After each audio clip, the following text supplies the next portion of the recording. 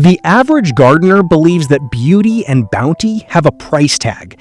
We are told that if we want a lush, productive garden, we must hand over hundreds of dollars to big box stores every year for bags of synthetic fertilizer, plastic-wrapped mulch, and miracle soil fixes. But right now, in your kitchen and in your yard, you are throwing away the secret to the best garden you've ever grown. Welcome to Evergreen Garden.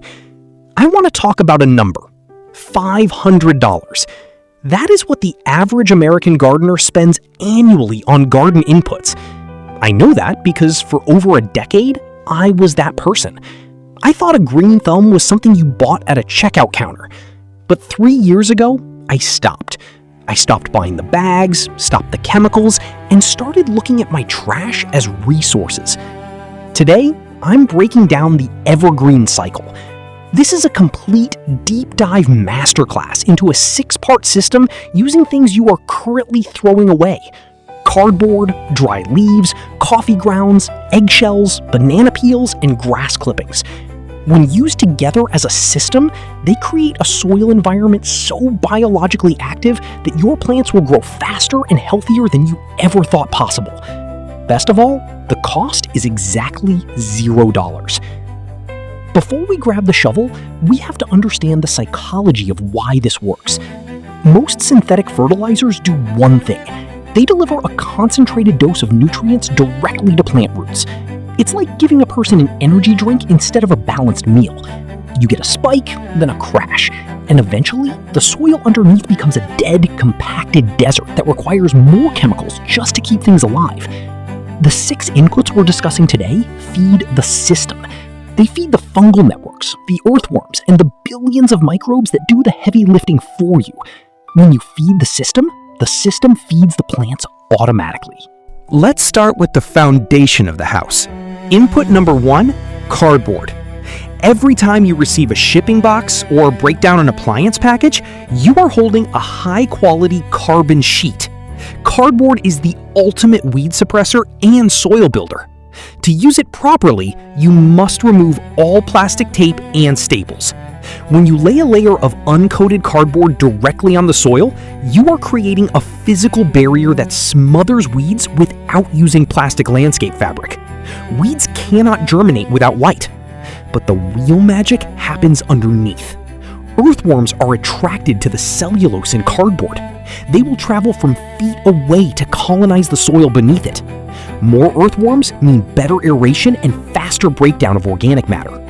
If you are starting a new bed, the lasagna garden method, layering cardboard and organic material, is the single most effective way to build rich soil from scratch without turning a single shovelful of dirt. Input number 2 is dry leaves. Every autumn, millions of people bag up nature's gold and put it on the curb. They are throwing away the most abundant free carbon source available. Dry leaves are the brown layer that balances the nitrogen in your system. However, don't just dump them in piles. Whole leaves can mat together and block water from reaching the soil. You need to shred them. Running a lawnmower over your leaves once or twice turns them into a fine mulch that regulates soil temperature, suppresses weeds, and slowly releases trace minerals as it decomposes. In a compost pile, these leaves are the essential engine that keeps the process from becoming wet and slimy. A single large tree can produce enough leaves to mulch your entire garden for a season. Now we move into the fertilizer inputs. Input 3, coffee grounds.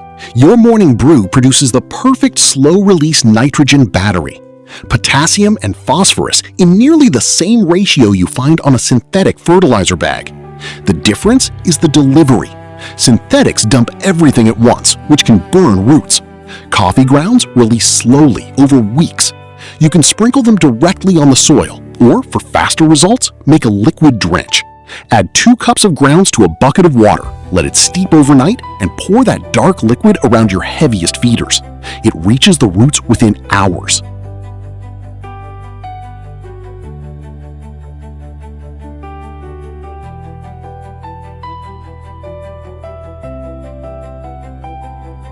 Input number 4, eggshells.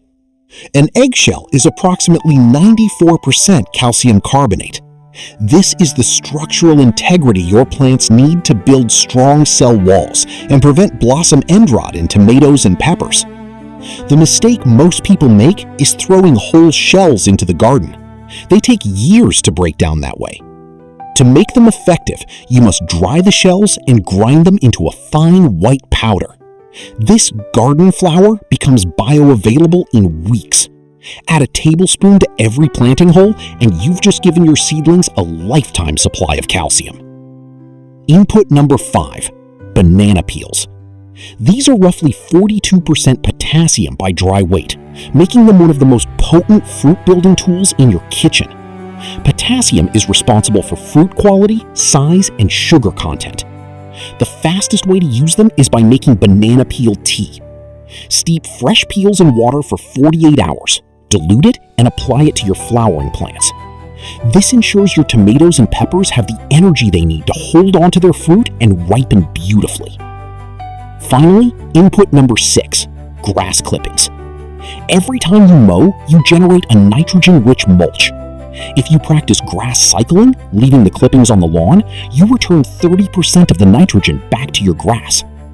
For the vegetable garden, a thin layer of fresh clippings acts as a nitrogen push that drives strong green growth.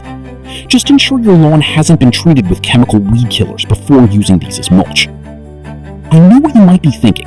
This sounds like a lot of work. But let's look at the reality of the Evergreen workflow. This isn't about adding tasks to your life. It's about changing the destination of things you already handle. You are already breaking down the boxes. You are already raking the leaves. You were already making the coffee. On Monday, spend 2 minutes sprinkling your coffee grounds. On Wednesday, take 30 seconds to strain your banana tea. On Saturday, when you mow the lawn, take 15 minutes to apply your clippings. The entire system, run consistently, takes less time per week than a single trip to the garden center takes per month. Consistency beats perfection every single time in organic gardening. I want to be honest with you about the transition. If your garden has been on a synthetic program for years, the soil biology is likely depleted.